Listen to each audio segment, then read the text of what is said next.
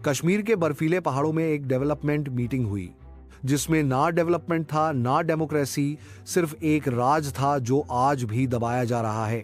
पहलगाम में बर्फ से ढका सैन्य क्षेत्र, सशस्त्र गार्डों के साथ चेक पॉइंट पर अवरुद्ध मीडिया वैन और एक वहां केबिन जिस पर लिखा है no entry, intel briefing. Pahalgam की बर्फ से ढकी घाटियां धूप में चमकती हैं क्योंकि पहाड़ दूरी तक फैले हुए हैं। पहाड़ों के भीतर गहराई में एक गुप्त लकड़ी का लॉज बसा हुआ है। इसका स्थान जिज्ञासु नजरों से छिपा हुआ है। सशस्त्र सैनिक पहरा दे रहे हैं। उनकी उपस्थिति किसी भी आने वाले व्यक्ति के लिए कठोर चेतावनी है। यह कोई साधारण कमरा नहीं। यहाँ देश के भविष्य के विरुद्ध षड्यंत्र रचे जा रहे हैं। जहाँ जनता का नहीं, केवल कुछ लालची दिमागरों का हित तय होता है। अंदर चुने हुए कुछ लोग एक मेज के चारों ओर इकट्ठा होते हैं जो छाया में ढकी हुई है क्योंकि एक गंभीर वातावरण हवा को घना कर देता है। चर्चा विकास की योजना के इर्द गिर्द घूमती है, फिर भी उनकी आंखें छिपे हुए एजेंडे को उजागर करती हैं। एक आवाज तनाव को चीरती है, हमें देश के लिए कठोर निर्णय लेने होंगे, भले ही कुछ लोगों को यह पसंद न आए। रात के अंधेरे में पहलगाम की घाटियां ऐसे रहस्य फुसफुसाती हैं जो केवल सैनिक ही सुनते हैं क्योंकि देश का भाग्य लॉज के भीतर अधर में लटका हुआ है। एक मंद रोशनी वाला कमरा एक हाई टेक डिजिटल मानचित्र टेबल पर चमक रहा है। सूट और सेना की वर्दी पहने लोगों के सिलहूट मानचित्र पर इशारा कर रहे हैं। इस मीटिंग में केवल मंत्री ही नहीं बल्कि कुछ सैन्य जनरल, मीडिया हाउस के मालिक और 3 बड़े बिजनेस ग्रुप भी शामिल थे। गुप्त कॉन्फ्रेंस कक्ष छायाओं में डूबा हुआ है। अंधेरे महोगनी टेबल के चारों ओर चेहरे मुश्किल से दिखाई दे रहे हैं। कश्मीर तो बस शुरुआत है, हमें पूरे क्षेत्र को नियंत्रित करना होगा। हमारी सेनाएं तैयार हैं, बस आदेश का इंतजार है। मीडिया मालिक ठंडी मुस्कान के साथ कहता है, जनता को कभी सच्चाई पता नहीं चलेगी। एक व्यवसायी कहता है, यह एक अवसर है, हम इस क्षेत्र से बहुत लाभ कमा सकते हैं। दूसरा व्यवसायी कहता है, लेकिन हमें सावधान रहना होगा, अगर हम पकड़े गए तो सब कुछ खत्म हो जाएगा। बात कश्मीर की थी, लेकिन सोच भारत के नक्शों को पुनः डिजाइन करने की थी। हर शब्द के साथ भारत का भविष्य खतरे में पा जाता है। एक पत्रकार प्रभावशाली सैन्य द्वार के पास पहुंचता है। उसे इस बात का अंदाजा नहीं है कि आगे उसे कैसा प्रतिरोध झेलना पड़ेगा। गार्ड्स पत्रकार के रास्ते को रोकते हैं। उनकी उपस्थिति रुकावट की एक स्पष्ट भावना पैदा करती है। मीडिया प्रतिबंधित, पहुंच से वंचित होने की एक कठोर घोषणा। सीसीटीवी कैमरे स्थिर खड़े हैं, निष्क्रिय। स्क्रीन पर एक आरटीआई पेपर दिखाई देता है जिस पर अस्वीकृत राष्ट्रीय सुरक्षा की मुहर लगी है। न्यूज स्टूडियो में रिपोर्टर अनदेखे को सवाल करते हुए ध्यान से कैमरे में देखता है। क्या राष्ट्रीय सुरक्षा के नाम पर सच्चाई छिपाई जा रही है? आज जब सरकार पाकिस्तानी यूट्यूबरों को बैन करती है, एक मोबाइल फोन अलर्ट बजता है, पाकिस्तानी यूट्यूबर प्रतिबंधित, पाकिस्तानी यूट्यूबर प्रतिबंधित। एक भारतीय मंत्री एक विदेशी झंडा पकड़े हुए एक व्यापारी के साथ हाथ मिलाते हुए दिखाई दे रहे हैं। विदेशी व्यापार समझौता, अगर यह दिखावा नहीं है तो और क्या है? न्यू रूम में पाकिस्तान पर प्रतिबंध चिल्ला रहा है, गुस्से में प्रतिबंध की घोषणा कर रहा है। मंद रोशनी वाले पिछले कमरे में छायादार आकृतियां गुप्त सौदों में लगी हुई हैं। भूमि सौदा और संसाधन आवंटन चिन्हित फाइलें हाथों में बदल जाती हैं, भाग्य सील हो जाते हैं। वातावरण विश्वासघात से भरा है, जैसे डील्स बिहाइंड द सीन्स का खुलासा होता है। पीओके के भीतर तीव्र सैन्य गतिविधि का पता चलता है। पहलगाम में स्थित एक एकांत निजी लॉज पर ध्यान केंद्रित करता है जो सुरक्षा द्वारा भारी रूप से संरक्षित है। मानचित्र पर एक तीखा लाल बिंदु भयावह रूप से चमकता है जो क्षेत्र को समझौता क्षेत्र के रूप में ब्रांड करता है। समझौता क्षेत्र किसके हित में? एक भारतीय छात्र दूतावास के बाहर खड़ा है। उसके हाथ में एक अस्वीकृति पत्र है जो टूटी हुई उम्मीदों का प्रतीक है। एक व्यवसायी हवाई अड्डे से बाहर निकलता है। एक वीआईपी टैग उसे एक विशिष्ट अतिथि के रूप में पहचानता है। उसका स्वागत करने वाले लोग मिलते हैं। कॉर्पोरेट वीजा स्वीकृत। डेटा विजुअलाइजेशन स्टूडियो छात्र और कॉर्पोरेट वीजा स्वीकृति दरों के बीच स्पष्ट अंतर को दर्शाता है। नीति चर्चा कक्ष में विशेषज्ञ छात्र वीजा नीति में सुधार के संभावित समाधानों पर विचार कर रहे हैं। नीतिगत सुधार, आगे का रास्ता।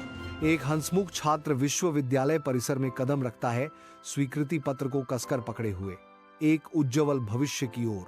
क्रिकेट स्टेडियम जीवन से भरपूर है। जो दहाड़ती भीड़ से भरा हुआ है। हवा उत्साह से गूंज रही है क्योंकि प्रशंसक अपनी टीम के लिए जयकार कर रहे हैं। टिप्पणी की प्रतिध्वनियां भीड़ के आनंदमय कोलाहल के साथ घुल-मिल जाती हैं। ऊंची इमारत वाले कार्यालय के अंदर सरकारी अधिकारी एक सम्मेलन तालिका पर बैठे हैं। उनके चेहरे गंभीरता से अंकित हैं। अधिकारियों ने भूमि हस्तांतरण समझौते पर हस्ताक्षर किए। कमरे में केवल कलमों की खरोंच की आवाज थी।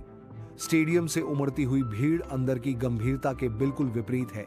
हरे भरे कश्मीर के जंगल जीवन से भरपूर हैं। इसकी जीवंत हरियाली पक्षियों के गीतों से गूंजती है।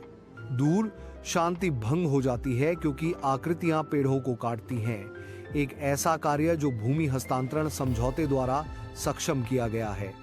भूमि धीरे धीरे साफ हो रही है, जिससे समझौते के पीछे की कठोर वास्तविकता सामने आ रही है। एक फिंगरप्रिंट स्कैनर डेटा सेंटर की ठंडी निष्फल रोशनी में इनपुट का इंतजार करते हुए चमकता है।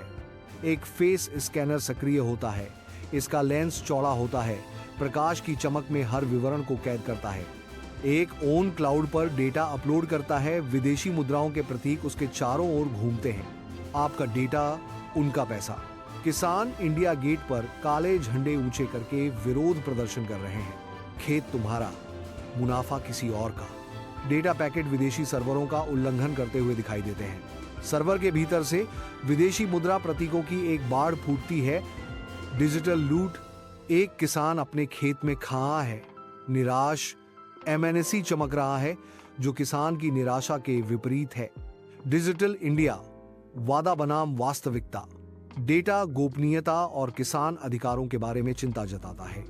डेटा और भूमि, कौन जीत रहा है? एक शीर्षक पीछे मंडरा रहा है। पाकिस्तानी अभिनेताओं पर प्रतिबंध लग गए। पाकिस्तानी यूट्यूबर्स पर प्रतिबंध लग गए। लेकिन नेटफ्लिक्स और अमेजन पर वही पाकिस्तानी शो टॉप ट्रेंडिंग में है। सरकार टीवी पे राष्ट्रवाद बेचती है और स्ट्रीमिंग एप्स पे वही बैंड कंटेंट से पैसा कमाता है। यह देशभक्ति का ढोंग नहीं तो और क्या है? जो सीमा पर नहीं रोक पाए, उन्हें अब वाईफाई के जरिए रोककर खुद को वीर समझ रहे हैं। यूट्यूब पर पाकिस्तानी नागरिकों को बैन किया गया, जैसे हर पाकिस्तानी आतंकवादी हो। ये कहां का न्याय है? हर पाकिस्तानी को गुनहगार मान लेना क्या हमारी सोच की हार नहीं है? सरहदें सरकारें तय करती हैं, नफरत नहीं। आम पाकिस्तानी भी इंसान है, दुश्मन नहीं। आप सोशल मीडिया पे ट्रोल बन जाते हो, पाकिस्तानी अभिनेता को गाली देते हो और उन्हीं नेताओं के बच्चे उन्हीं एक्टर्स के साथ दुबई में पार्टी करते हैं। देशभक्ति के नाम पर सिर्फ आप इमोशनल फूल बनाए जा रहे हो। नेता भाषण में पाकिस्तान को कोसते हैं, लेकिन उनके बेटे सेल्फी लेते हैं। वहीं के सितारों संग जनता को बैर सिखाते हैं, खुद महफिलें सजाते हैं। यही है असली देशभक्ति का खेल।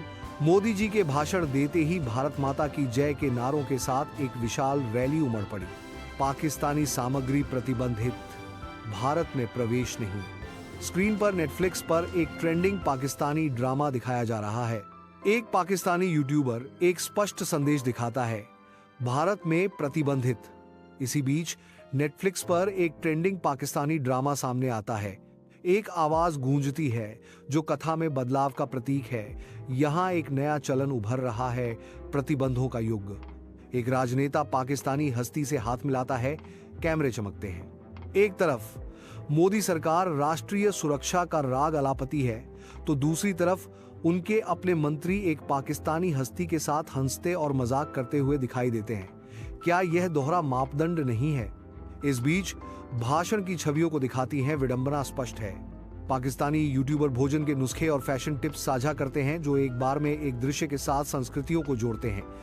स्क्रीन पर सांस्कृतिक आदान प्रदान शब्द कौंधते हैं जो पूर्वाग्रह को चुनौती देते हैं। कथाकार पूछता है, क्या सभी पाकिस्तानी अपराधी हैं? क्या हमें यह मान लेना चाहिए कि हर पाकिस्तानी यूट्यूबर या शो स्टार एक आतंकवादी है? एक साधारण पाकिस्तानी परिवार भोजन साझा करता है, भारतीय प्लेटफार्मों पर उनके डिजिटल मिटने से अनजान। क्या मोदी जी और उनकी सरकार यह नहीं समझती कि जहां पाकिस्तान में एक साधारण व्यक्ति अपने जीवन में व्यस्त है, वहीं उसी व्यक्ति को भारतीय सोशल मीडिया पर दुश्मन बना दिया जाता है? एक गंभीर पृष्ठभूमि संगीत के बीच स्क्रीन विभाजित होती है। मोदी एक मंच के पीछे अस्पष्ट रूप से बोलते हैं, जबकि एक भारतीय राजनेता का बेटा दुबई में एक पाकिस्तानी गायक को गले लगाता है। क्या यह है राष्ट्र निर्माण है? लैपटॉप की स्क्रीन चमकती है जिस पर नेटफ्लिक्स इंडिया का जिंदगी गुलजार है चल रहा है। अचानक स्क्रीन बदल जाती है। वीडियो आपके देश में अनुपलब्ध है। आतंकवाद या प्रतिभा स्क्रीन पर चमकता है। एक व्यस्त बाजार भारतीय दुकानों से भरा हुआ है जिनमें से प्रत्येक पाकिस्तानी उत्पादों का प्रदर्शन कर रहा है।